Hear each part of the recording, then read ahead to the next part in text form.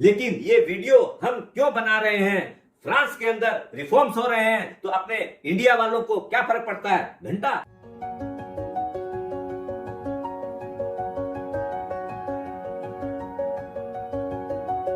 सुप्रभात दोस्तों, आप सभी का एसके हेल्थ एंड वेल्थ में स्वागत है। दोस्तों, आज अपने जिस नए टॉपिक के ऊपर बात करने जा रहे हैं वो है फ्रांस का रिफॉर्म्स।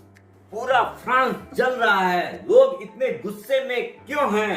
अपना इसके साथ भारत का क्या रिलेशन है? क्यों आपने ये वीडियो बना रहे हैं? चारों तरफ रोड के अंदर कूड़ा ही कूड़ा भरा हुआ है, चारों तरफ आग लगी हुई है। इसी कारण से आपने देखा कि प्रिंस चार्ल्स ने भी अपनी विजिट कैंसिल कर दी फ्रांस को। बोला हमको क्यों जाना है जहां पर इतना झमेला चल रहा है। 1 बिलियन से ज्यादा आदमी रोड के ऊपर आए हुए हैं, लेकिन क्यों? फ्रांस एक डेवलप्ड कंट्री है। पेरिस जो है love capital of the world बोलते हैं, लेकिन वहां पर लोग इतने गुस्से में क्यों हैं? डेमोक्रेसी एक बहुत अच्छी चीज है, लेकिन अगर जब चीजों की अराजकता फैलानी हो तब वहां पर अलग तरीके से इसका इस्तेमाल हो सकता है। इस घटना से भारत क्या सीख सकता है? और दूसरी जो चीज है वो इस वीडियो आपने जो आज बनाए हैं इसके अंदर क्या अपने और फायदा हो सकता है। ये जो फ्रांस जल रहा है इससे भारत को क्या लेसन सीखना चाहिए, आज के वीडियो में देखते हैं। आप सब धन्यवाद के पात्र हैं क्योंकि आप वीडियो लाइक कर रहे हैं और सब्सक्राइब किए हैं, उसके लिए थैंक यू। देश और विदेश की जो भी करंट इवेंट्स होते हैं, अपने जो एजुकेशनल चीजें हैं उसकी अपने हमेशा आपको अपडेट देते रहेंगे, करते रहेंगे। अगर चैनल पे नए हैं तो सब्सक्राइब करने में सिर्फ 2-3 सेकंड लगते हैं, कर लीजिए। अपने आज का टॉपिक जो है कई चैप्टर में उसको देखेंगे। अपना इसमें जो पहला चैप्टर है वो शुरू करते हैं। आखिर हो क्या रहा है फ्रांस में? दोस्तों, मैं एक वीडियो देख रहा था, उसका जो स्थिति जिस ढंग से चल रही थी, मुझे लग रहा था कि मैं कोई सीरिया या लेबनान का वीडियो देख रहा हूँ। बाद में मैं शॉक्ड हो गया, अरे ये तो फ्रांस का वीडियो है। एकदम पूरा युद्ध का सा माहौल था, मुझे विश्वास ही नहीं हो रहा था कि ये पेरिस का वीडियो है। इधर इतना वायलेंस हो रहा है, उधर में कुछ लोग रेस्टोरेंट में खा रहे हैं, बड़ा ही गजब का माहौल दिख रहा था। अभी तक 500 लोगों से ज्यादा अरेस्ट हुए हैं और 100 से ज्यादा पुलिसकर्मी भी घायल हुए हैं। लोग इतने गुस्से में इसलिए है कि वहाँ पर पेंशन रिफॉर्म आ रहा है और उसके अंदर जो है रिटायरमेंट एज जो 62 इयर्स है करंटली, उसको बढ़ा के 64 किया जा रहा है। पेंशन स्टार्ट होती है रिटायरमेंट के बाद जो कि 62 इयर्स है, लेकिन अब लोगों को अनदर 2 ईयर वेट करना पड़ेगा, काम करना पड़ेगा, उसके बाद ही पेंशन स्टार्ट हो पाएगी। ये जो रिफॉर्म है आजकल में ही इम्प्लीमेंट नहीं होने जा रहा है, ये इम्प्लीमेंट होगा 2030 से।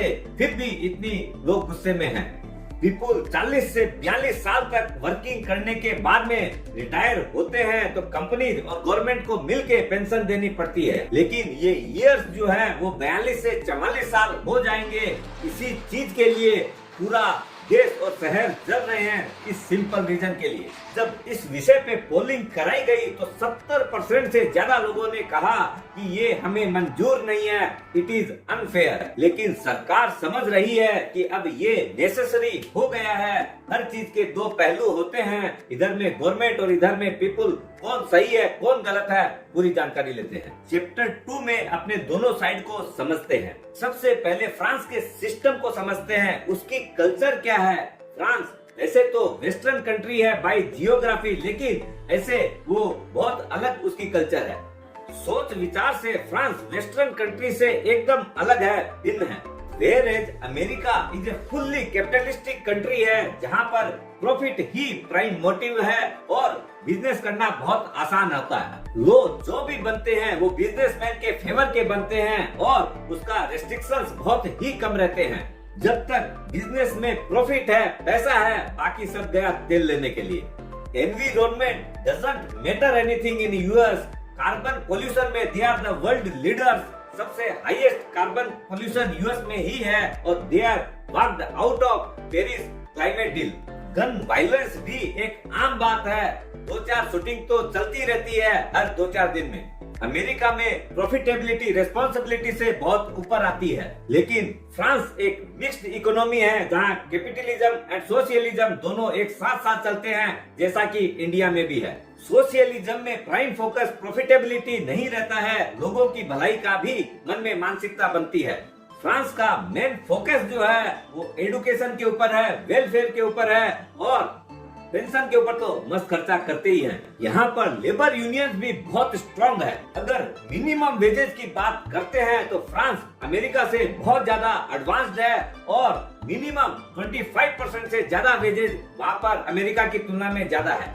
अमेरिका में एक नोटिस के ऊपर हजारों आदमियों को नौकरी से निकाला जा सकता है, लेकिन फ्रांस में इतना आसान नहीं है, कारण यूनियन वहाँ बहुत स्ट्रांग है।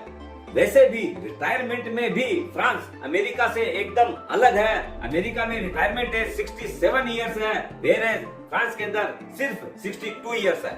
अगर दुनिया भर का एवरेज अगर निकाला जाए तो ये 64 इयर्स ही है, इसीलिए फ्रांस अभी 64 इयर्स के ऊपर कानून बना रहे हैं, more than 2 years from 62 years.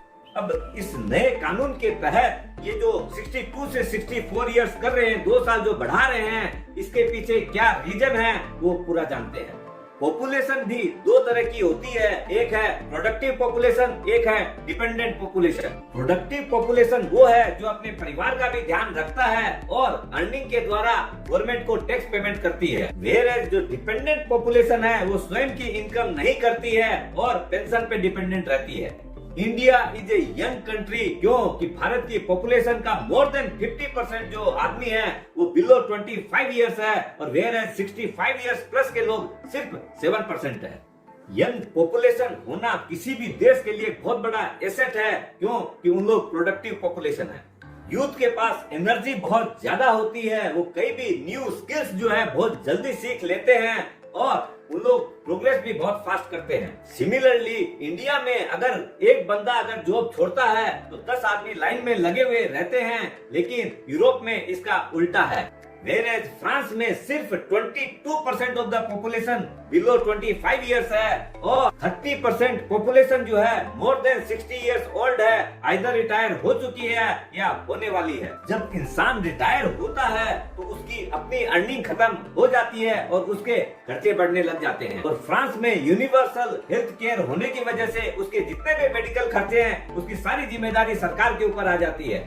यानी रिटायरमेंट लोगों की जिम्मेदारी यंग पॉपुलेशन के ऊपर आ जाती है तो इकोनॉमी इससे स्लो डाउन हो जाती है। यहाँ पर एक बात कहना चाहूंगा, बुजुर्गों का अपने जो ध्यान रखते हैं वो मोरली और इमोशनली बहुत सही है, इकोनॉमिकली अलग बात है। जब हम कहते हैं कि सीनियर सिटीजन का बोझ जब यंग पॉपुलेशन के ऊपर पड़ता है तो उनके द्वारा दिया हुआ जो टैक्स है वो उनके इलाज में या उनको सर्विसिंग करने में लग जाता है तो देश का विकास रुक जाता है। अब फ्रांस में यही हो रहा है, जो यंग पॉपुलेशन जो काम कर रही है उन लोग जो टैक्स दे रहे हैं उसमें जो पैसा आता है उससे ज्यादा रुपया उनके जो इलाज में और उनको सर्विसिंग में ओल्ड एज वालों के ऊपर लग जा रहा है। फ्रांस के अंदर 3 पिलर है पेंशन सिस्टम के। पहला है स्टेटमेंट पेंशन, दूसरा है सप्लीमेंट्री पेंशन, तीसरा है प्राइवेट पेंशन। यहाँ अपने खाली स्टेट पेंशन की बात करेंगे। सरकार वहाँ पर हर रिटायर्ड आदमी को 11,000 यूरो पेंशन के रूप में देती है। इसका मतलब हुआ इंडियन करेंसी में लगभग 10 लाख रुपया हर साल। इस पेंशन का प्रेशर फ्रांस की जीडीपी पे आ रहा है और आप जानकर हैरान होंगे 13% पैसा जीडीपी का सिर्फ पेंशन चुकाने में लग जाता है। ये खर्चा $136 बिलियन है एवरी ईयर। फिर सरकार को काम चलाने के लिए लोन लेना पड़ता है। आज के दिन debt to GDP ratio highest in the Europe है।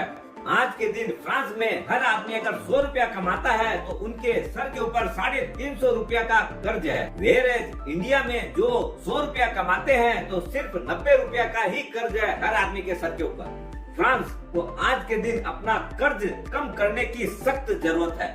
इस समस्या का समाधान करने के लिए ही फ्रांस ने अपनी जो रिटायरमेंट एज है वो 62 से 64 करने का निर्णय लिया है, जिससे कि फ्यूचर में अपना बर्डन कम हो। ये जो एक्स्ट्रा 2 साल आदमी काम करेगा तो टैक्स भी ज्यादा देगा और उसके ऊपर खर्चे भी नहीं होंगे।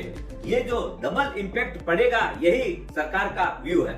तो क्या लोग पागल हो गए हैं जो कि सड़कों के ऊपर उतरकर इतना प्रोटेस्ट कर रहे हैं? Of course not. प्रोटेस्टर्स कहते हैं कि पेंशन जो है वो रिटायर लोगों को एक सेफ्टी नेट प्रोवाइड करता है।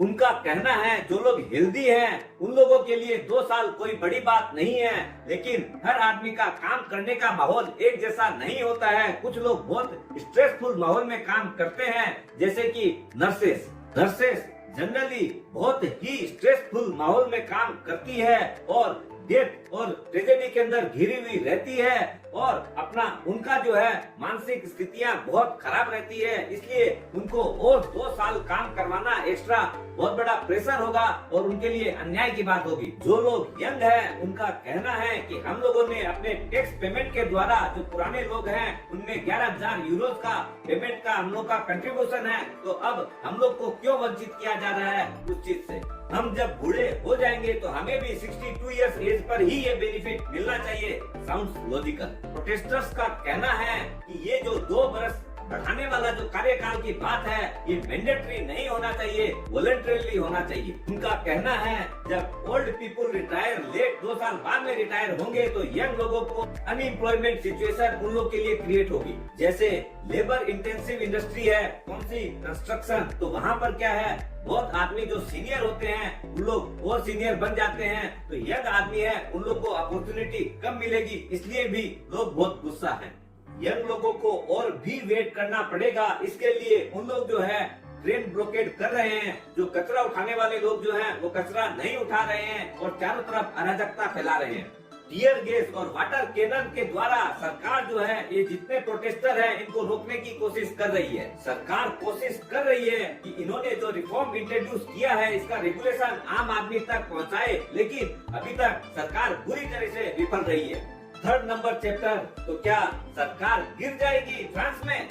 67% आदमी कहते हैं कि अभी मैक्रोन को रिमूव कर देना चाहिए और पार्लियामेंट के अंदर भी अपोजिशन ने 2 बार मोशन लाके उसको हटाने की कोशिश की, लेकिन दोनों बार अपोजिशन फेल रहा।